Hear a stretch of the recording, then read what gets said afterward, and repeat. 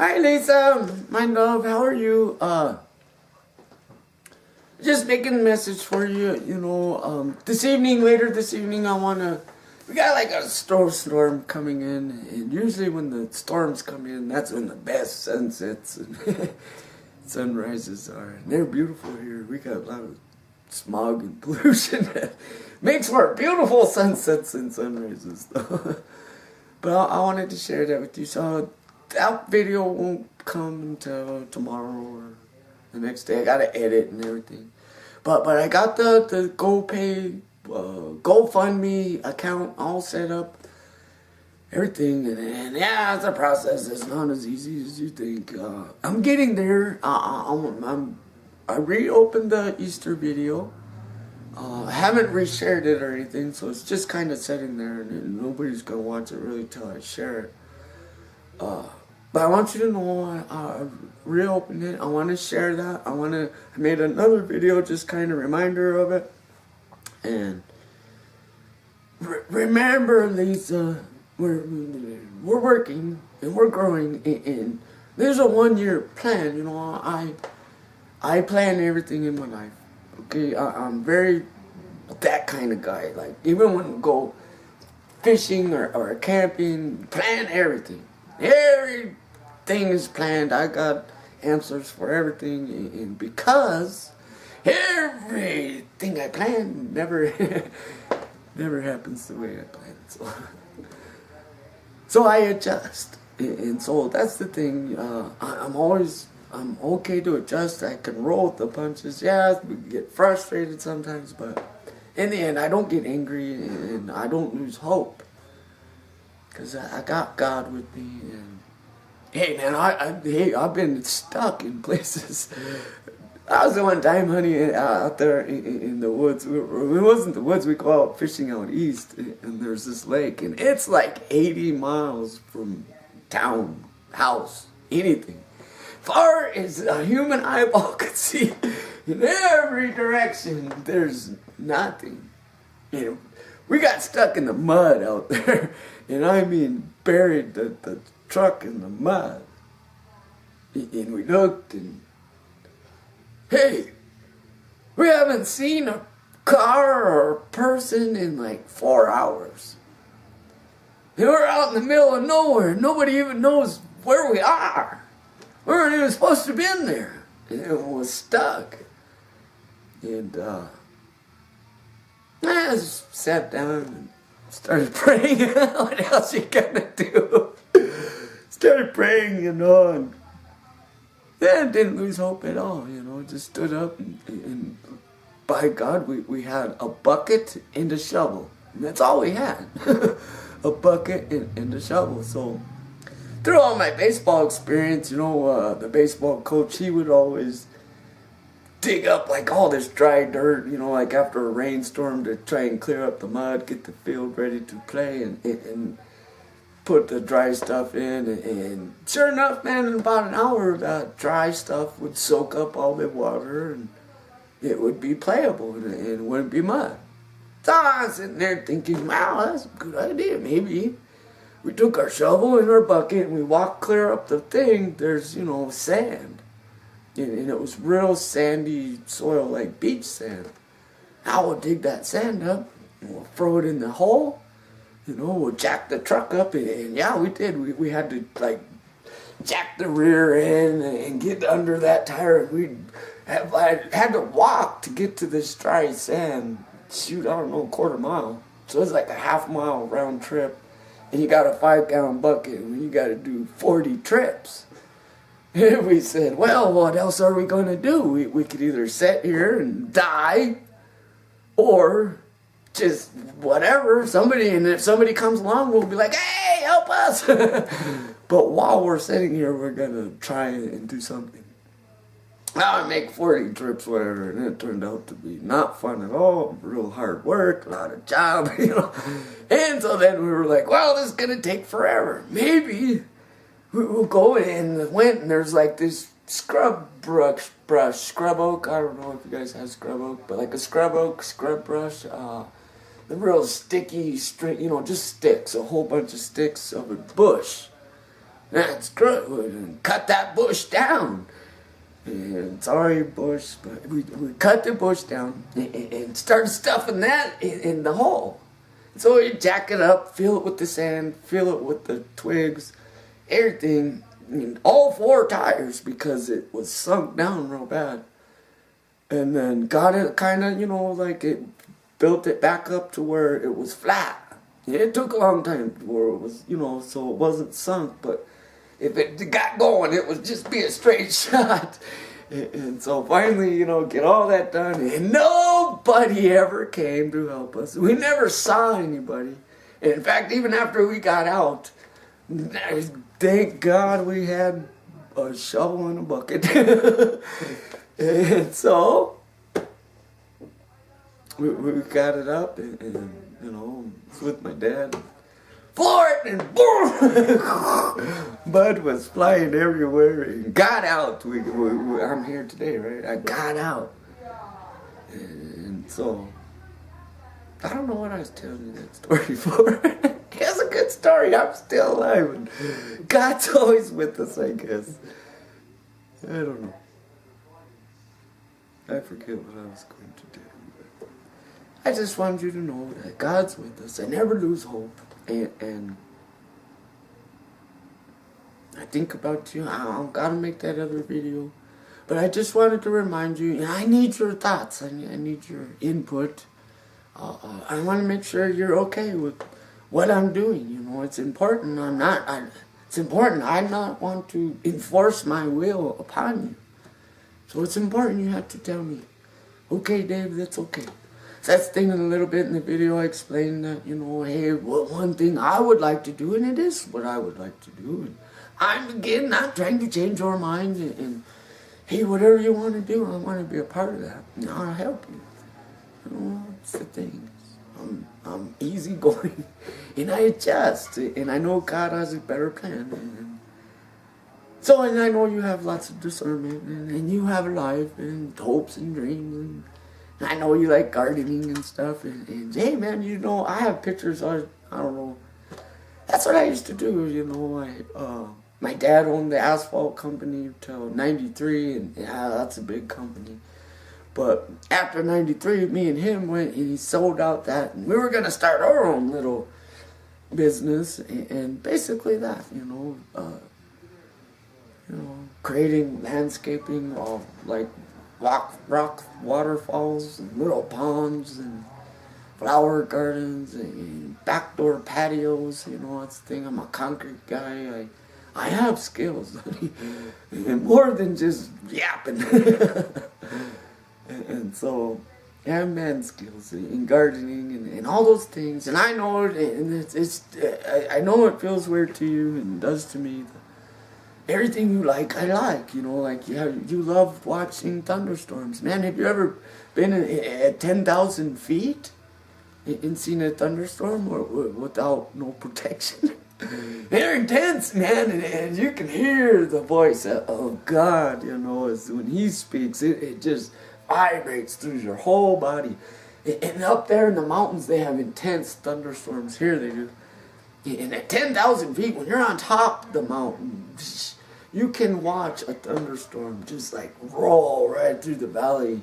And after it kind of gets past you, man, it's an intense lightning show. And you can just watch it go right through and just all the way through the mountains, man.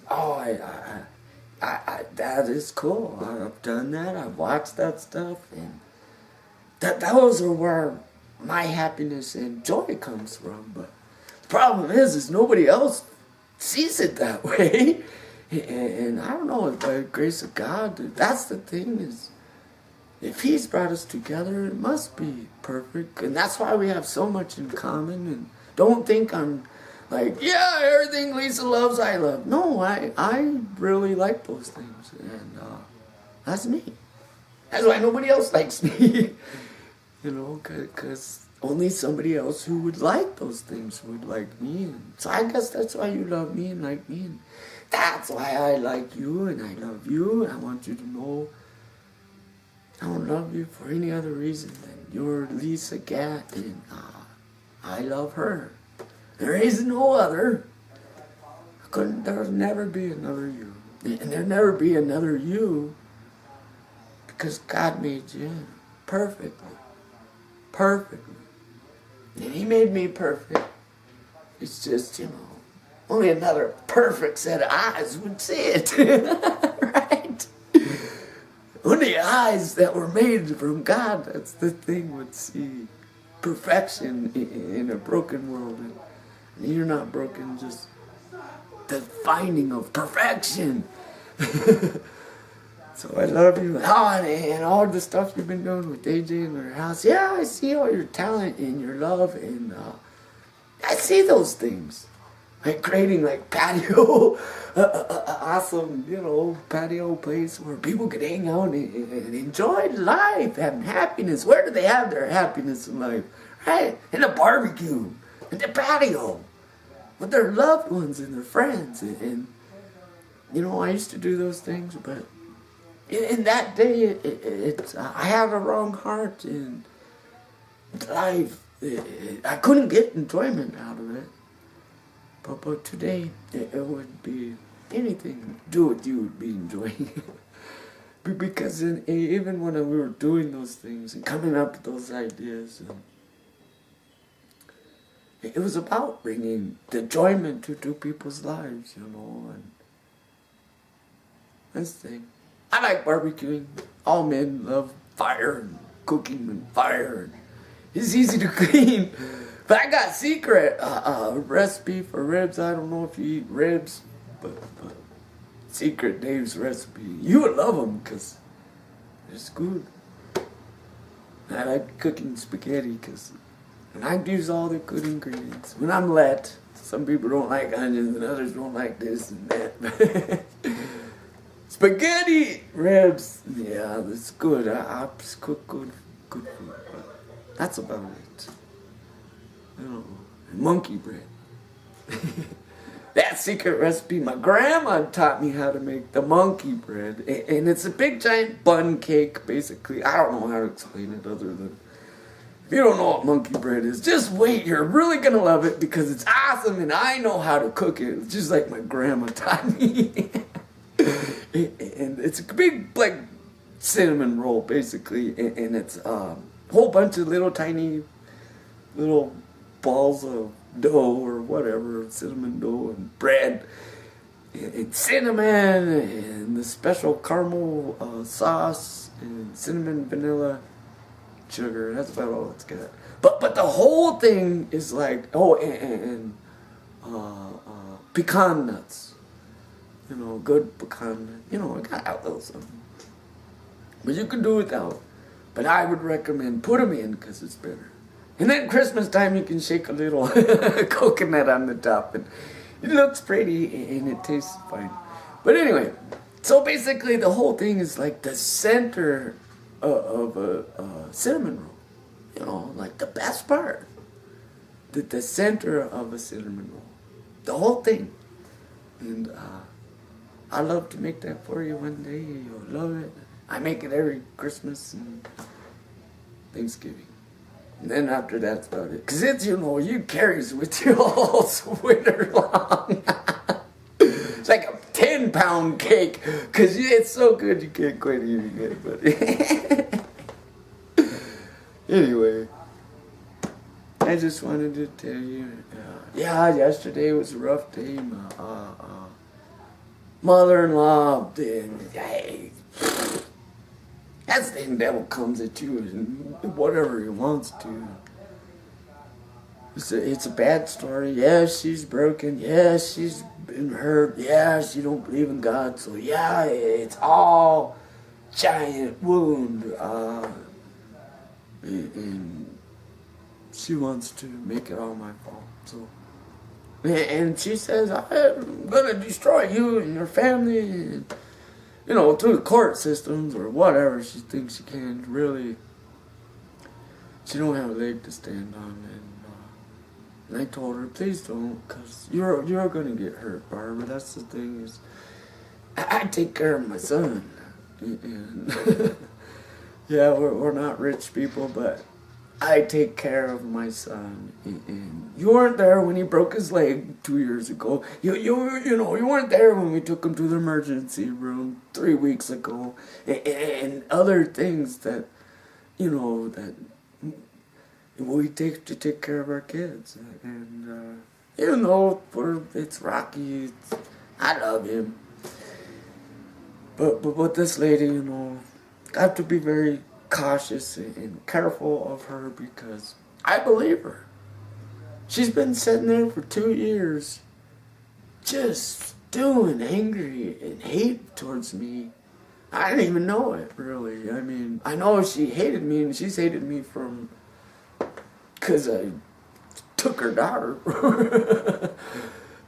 but I don't want to go into details, but that's the thing is, pray for that woman. We'll pray for her. And I don't know. God will bless her. She's lost. But it really brought a lot of strife into my life. It makes me sad. It hurts me. But we'll overcome. So my son, he's 18, a couple days. Going on 50, right? 40. Knows it all. Man, don't you wish you remember when we were 16? It's like, man, come on. I know everything. But today it's like, oh, shoot, first thing I found out after I knew everything was, it was lying. I don't know nothing. So he's learning. And, that's the thing. He's trying to get a job. He wants to have his own home here. He has a girlfriend, and they love each other. And he has his group. That's the thing, It's tough.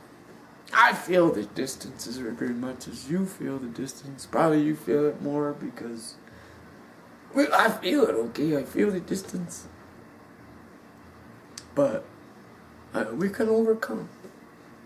We can overcome. My favorite movie is Jeremiah Johnson and In the End.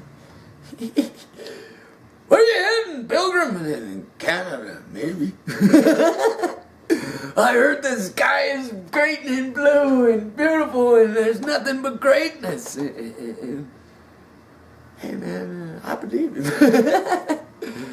So who knows, that's the thing. Let's not lose hope and not focus on negative things. If negative thoughts come around, let's work through it. Let's talk about it. Let me know. It's okay to tell me, hey, Dave, you're wrong. I'm upset with you, and don't do that. It's okay. Please do that because I would always want to walk in the truth. In the truth. Because if you say you're wrong, then I can change. But if you don't tell me, then I don't know. And so I continue doing the thing that would aggravate you or frustrate you. And I wouldn't want to do that. So the same with me. I'll always tell you, honest, my feelings and what I believe. But in the end, I believe God. I believe God. And I believe I love you. I know my heart. I know me. God knows my heart, knows me. Why do I love you? You asked me into your pictures and kind of into your world. And before that, Lisa, I didn't know you. And yeah, we're growing, and that's the thing. If I want the 1 year plan is, honey, I'm very logical and practical. I want to know you. I want you to know me. So let's share. And you are. I hear, I listen. And I see, and it just keeps getting better. It just keeps getting better. And through that, just keeping getting better, it becomes tormenting. I know what you mean. Yeah, I'm tormented. I'm not your neighbor. I can't even be the smallest of that. Like, knock on the door on once a week or a Saturday or hey, yeah, I feel it. And it's killing me. It hurts. But I'm not going to let that conquer me. Did I tell you about the story of the time I was stuck in the woods? Okay, there was this time, and yeah, I was stuck out there in that spot, but there was another time. Now I'm up there in the mountains this time. 4 foot of snow. I mean, the snow is, yeah, I know you guys probably know snow. But you know, we're up there in the mountains and messing around. And me and my sister, my real sister, Davina, and like, we're in a pickup truck, right? And the snow is like, you look out the window and there's the snow. And they put the tractor guy right down the middle of the lane. And however big that tractor thing was that made this path through the snow, that's their lane. One lane. And no getting over, no nothing. It's 2 cars come, somebody's backing up. You know, it wasn't a good place. So we get so far up there and we start thinking, wow, could be dangerous. I mean, the snow is like 6-7 foot deep. And there's no reason to be up here. Let's get out of here. And so that time we were up in the flat tops up above Glenwood Springs. And another famous town, you know, Doc Holliday dies in Glenwood Springs. Remember Doc Holliday? Wyatt Earp. Well, anyway, see, we got a lot of history here, and I like history. So, here we are there up in the mountains, and all that snow, and we finally get to a spot, and we've been waiting to turn around, because down in the valley, you know, you get to Glenwood Springs, and, you know, at 8,000 feet down there, and sun shining, no snow. Go up 10, 12,000 feet. A lot of snow. So we're up there, we go on the ride, you know, and screwing around, and just me and my sister again. So we find a place to finally pull over, right? And we're going to turn around. So now we got a spot to like turn around, and I mean, it's not big, and literally we would have had it 100 times and get going back down the road. Well, on one of those, I backed over a log. Like a big log, man. This tree, it was a tree. And what it was, why they had the things that a bunch of loggers went in and piled up all these trees alongside the road. Well, when under 6 foot of snow, you can't see the trees. But I sure felt it. When it went over that thing, the whole truck just said, boom. Whoa, shit, we're stuck. And that tree landed perfect. I don't know if you know what a pumpkin is, but there's like the little thing underneath the axle of the back end of a truck, and it landed perfect right on that log. And so the back tires were just spinning. Get out and look at the tree, and that tree's like 100 foot long. About this big around. I'm not about that big around, like 100 foot long. Well, Davina, my sister, woman, instant crying. Hope, we're dead. Dead. We're dead. Crying out, and I mean bawling and crying. And it was like, oh, boy, Davina, relax. We're not dead. We're not going to die. We're not going to give up. God is with us. God, get us out of here. Cook a little prayer. And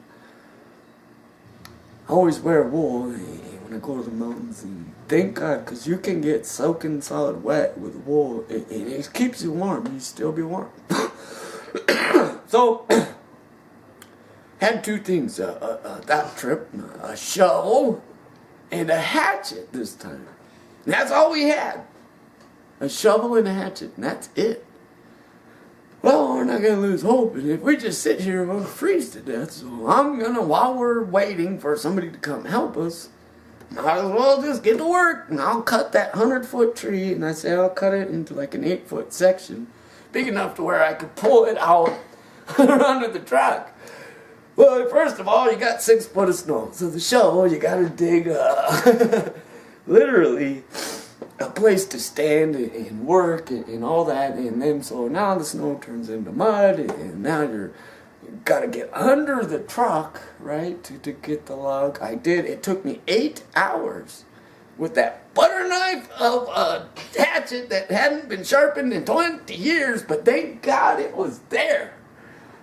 I was dying tired. My hands were blistered, but what are you going to do? I'm not going to give up hope. God is with me. I cut that frozen freaking tree in half. And well, that fire at a time. I crawled in there under the truck in mud, and we jacked the truck up. We had a jack. Always have a jack with you when you go out. That's important. A jack, a shovel, a bucket, and a hatchet. You can get out of anything. So, I crawl under there, I cut it in half finally, right? And I jack the truck up. And 8 hours of my sister bawling and crying. We're gonna die. Hopeless. And I used all my frustration to not say anything to her, to beat the heck out of that tree and get us out there.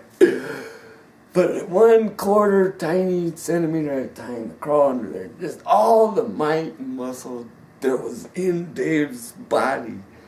Just, it moved. It moved. And finally got that dang log out of there. Let the jack down and as fast as hard as time and floored it. And we got out and as fast as we could went through town and see. I always have a good story. I just wanted to share with you my life, my faith, my hope. I have been in bad spots. Some I got myself into, some I wasn't expecting, but God delivered me. And so let's be hopeful and let's be faithful. And I just wanted to share a nice story with you and make you laugh and give you enjoyment. And mind you, I love you. I'm struggling. We're in this together, right? Like we're in this together. And if we are together in it, let's grow. Let's grow and see what happens. I mean, we know what happened, right, in our past. We know what happened. But let's forget that and make a new life. And make a new life. Let's start now with our stepping stones and our walk and day by day, step by step. Okay? So I just want to encourage you and tell you how much I love you. See you soon. I'll get these out there soon and we'll see what happens. See you later.